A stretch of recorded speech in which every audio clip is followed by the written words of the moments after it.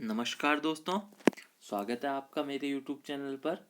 इस बार दोस्तों मैं भारत में रामसर स्थल 2022 और उत्तराखंड में जो रामसर स्थल है उसके बारे में एक टॉपिक लेकर आया हूं दोस्तों।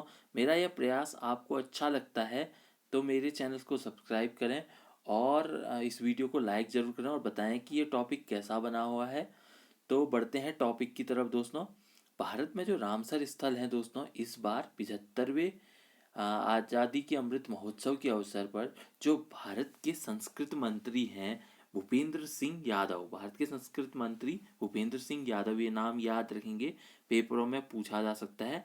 उन्होंने 11 साइटों को रामसर साइट के रूप में जो साइटें हैं उनको इसमें शामिल किया हुआ है। तो इसके साथ ही दोस्तों भारत में रामसर स्थलों की संख्या 75 हो गई है। ये अब ये याद रखेंगे, इम्पोर्टेंट है कि रामसर स्थलों की संख्या कितनी है, 75। और सब सर्वाधिक रामसर स्थल किस राज्य में है, तो सर्वाधिक रामसर स्थल जो है तमिलनाडु राज्य में है, जिनकी संख्या 14 है। तो दूसरे स्थान पर जो रामसर स्थल हैं वो उत्तर प्रदेश में है। उत्तर प्रदेश में 10 रामसर स्थल हैं। रामसर स्थलों को दोस्तों आर्द्र भूमियों के नाम से भी जाना जाता है।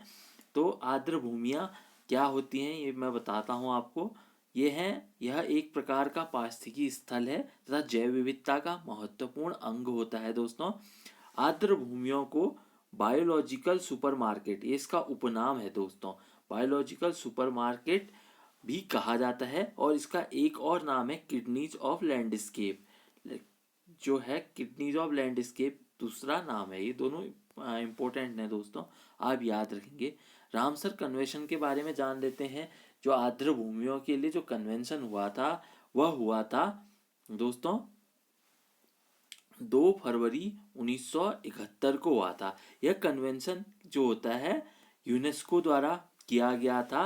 रामसर नामक शहर जो है, रामसर नामक शहर ईरान में आयोजित किया गया था। रामसर कन्वेंशन जो है लागू हुआ था, जो विश्व में रामसर कन्वेंशन जो लागू हुआ था वह 1975 में लागू हुआ था। अब अगला भी इम्पोर्टेंट है दोस्तों।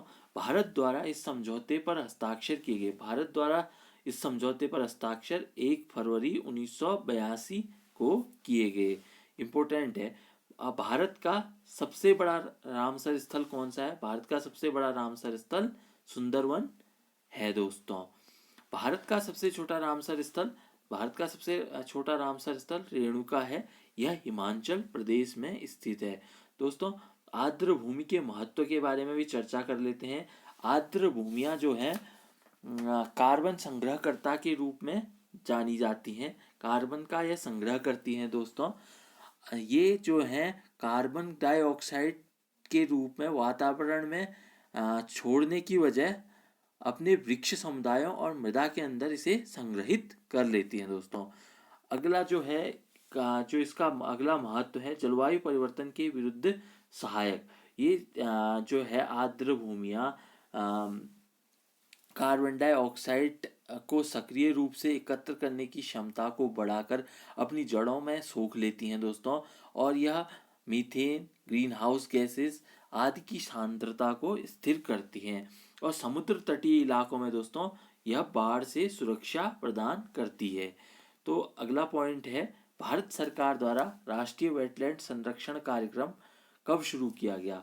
भारत सरकार द्वारा राष्ट्रीय वेटलैंड संरक्षण कार्यक्रम 1986 में शुरू किया गया। बहुत इंपॉर्टेंट है, पेपरों में पूछा जाता है। तो अब जो है ये वेटलैंड संरक्षण आरक्षित को हम उत्तराखंड पर लाते हैं। उत्तराखंड से रिलेटेड है, एक ही संरक्षण आरक्षित है, वह है आसन कंजर्वेशन रिजर्व दोस्तों। यह भारत में 38वें नंबर पर घोषित आरक्षण संरक्षित है। 38वें नंबर, ये याद रखेंगे। वर्ष 2020 में इसे कंजर्वेशन रिजर्व को जो है वेटलैंड्स के रूप में दर्जा दिया गया। और यह देहरादून में स्थित है दोस्तों, देहरादून में स्थित है। इसकी स्थापना 2005 में हुई थी। यह चक्राता वन प्रभाग के अंतर्गत आता है, चक्राता वन प्रभाग के अंतर्गत आता है दोस्तों, ये भी याद रखेंगे।